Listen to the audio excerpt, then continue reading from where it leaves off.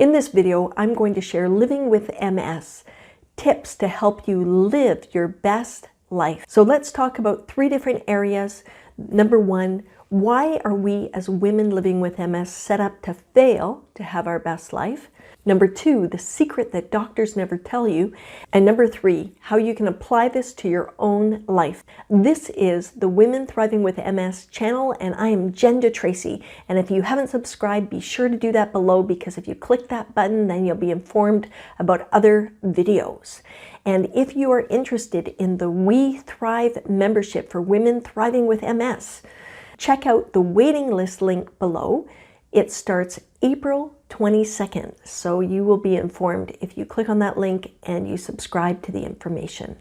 All right, let's get rocking and rolling around our topic of tips to help you live better with MS.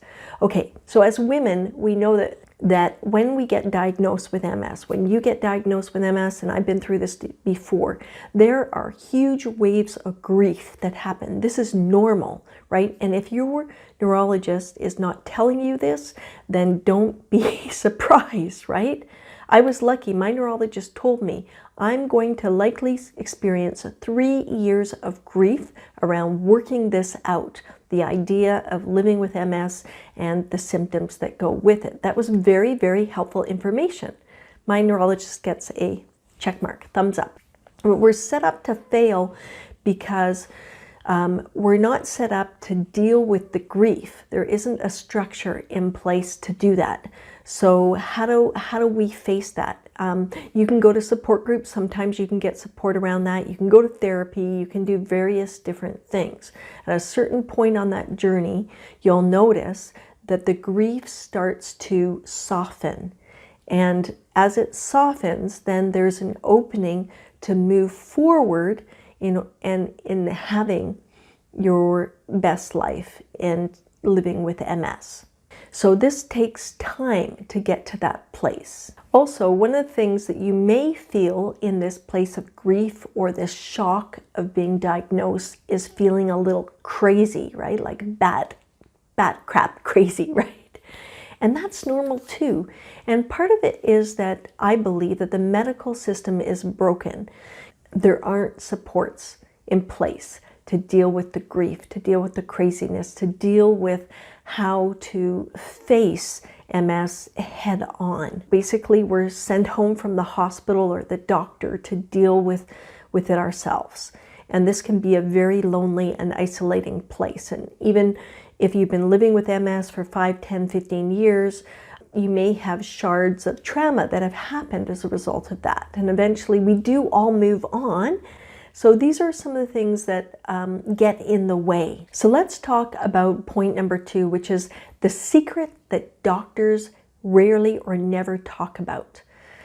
Other than the things that they can't do, because, you know, let's face it, most doctors are paid a certain amount and they only have a certain amount of time, and maybe they don't even have these skills themselves to talk about these things. In order to live our lives better with MS, there are several factors.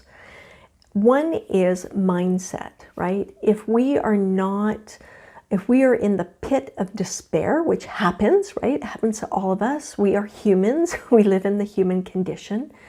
It's hard to get out of that pit.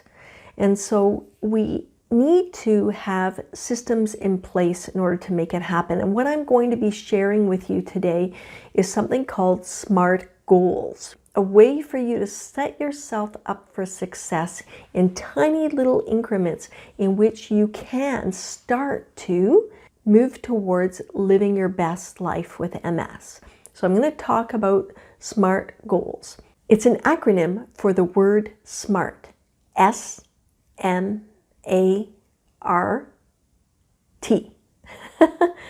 And I have to think about that because I'm dyslexic. So for me, I can get my letters and numbers all jumbled around.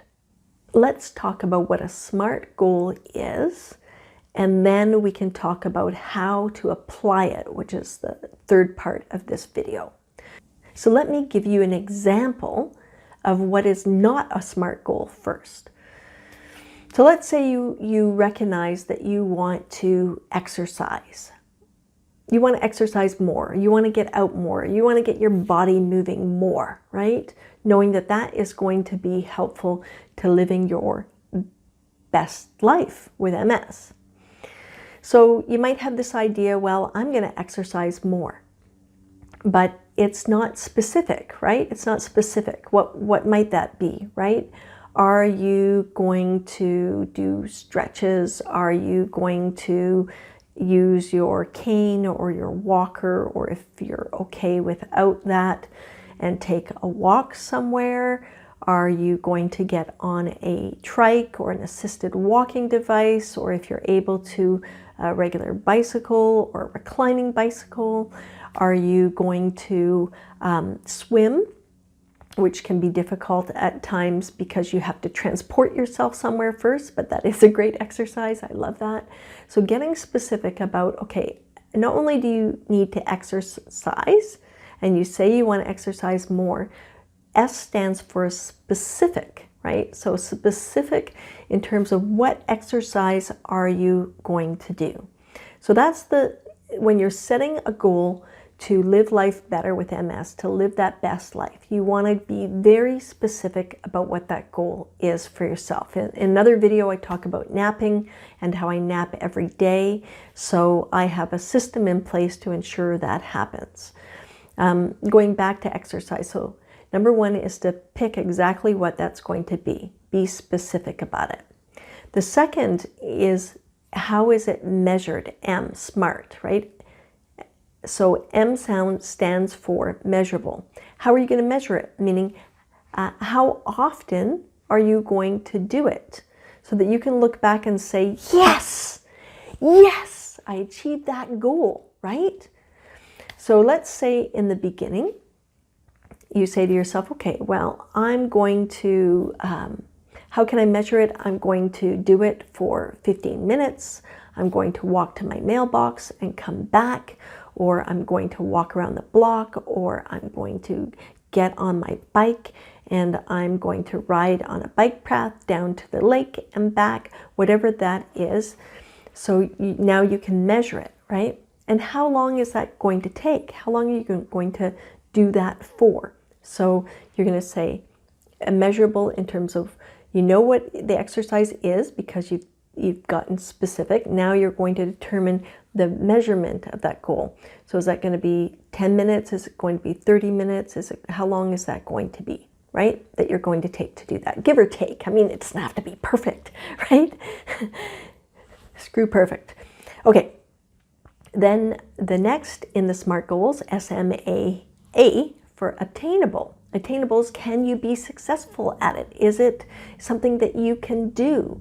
If you say that you can walk to the mailbox and back, and you know that that's not possible, it's too much for you, then that is not obtainable. So then you're not setting yourself up for success. So pick something that you can be successful at. You can always build up to something bigger and longer if you can reach that goal at your base level. Very important. That's obtainable. The fourth one is realistic in the word SMART, the acronym SMART. Let's look at what is realistic. How's that different than obtainable? And I always get kind of messed up on these. Like, obtainable is successful, right? Like, I could be successful at riding my bike for 2 hours. I could be successful at it, but I could like suffer completely later, you know, and have a terrible next 3 days. So if that's the case, that might not be realistic. So you want to set what is a realistic goal, knowing that you can be successful in terms of attainable, and then what is realistic for you at this point so that you can live the best life with MS. So that's the fourth. And the fifth and the last letter in the SMART goal is, of course, the T. And the T is all about being timely. So what does that mean? So we know what we're doing. Let's say specifically you are going to walk to your mailbox. That's the specific goal. The measurement is you're going to do it. It's going to take about 15 minutes and you're going to do it 3 times a week. What is obtainable? Yes, I can walk to the mailbox 3 times a week. So is that realistic? Yeah, yeah, it's about 15 minutes. Yeah, I can do that. So just checking in with yourself about that. And then timely is when are you going to commit to it? Because this is the thing with goals. If we don't have a plan around committing to it, then it won't work. So if you say you're going to do it before lunch, it's a very specific action of time, or in the morning once you've gotten up and dressed. It's a very specific time. You know you're going to do it 3 times a week, but the question becomes when you are going to do it. And sometimes it's the where too, but hopefully you've already determined that. So that is a SMART goal. Now, if you start with something very small to start, like maybe just committing to getting to the mailbox once a week and having success with it, yeah. So, and then the next week it's twice a week, yeah.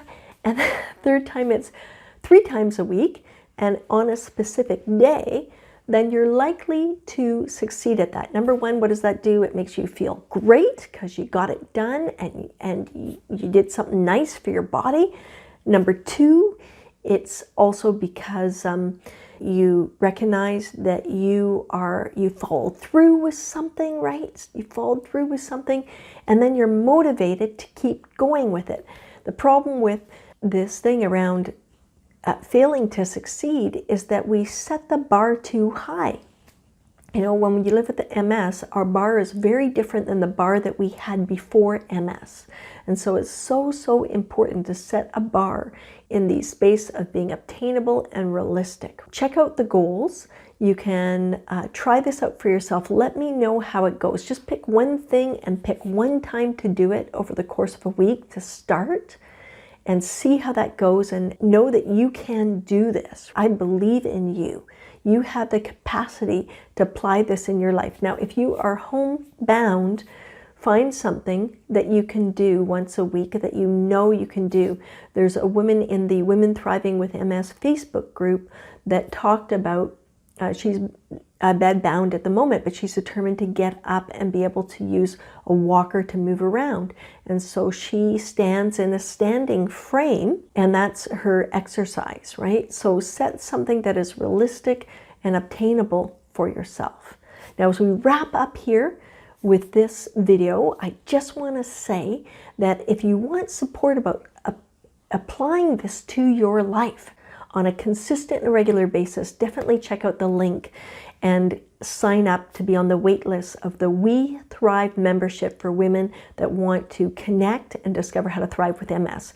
In that membership, which is launching April 22nd, you will learn about healthy habit systems. You'll be guided and supported, and you will have an accountability buddy to cheer you on, who you can cheer on too. How awesome is that? Stay tuned for more information on that. Click that link below. I'm Jen Tracy. Thank you for watching this video on the Women Thriving with MS channel. It's great to have you here. Like, share, and write your comments below.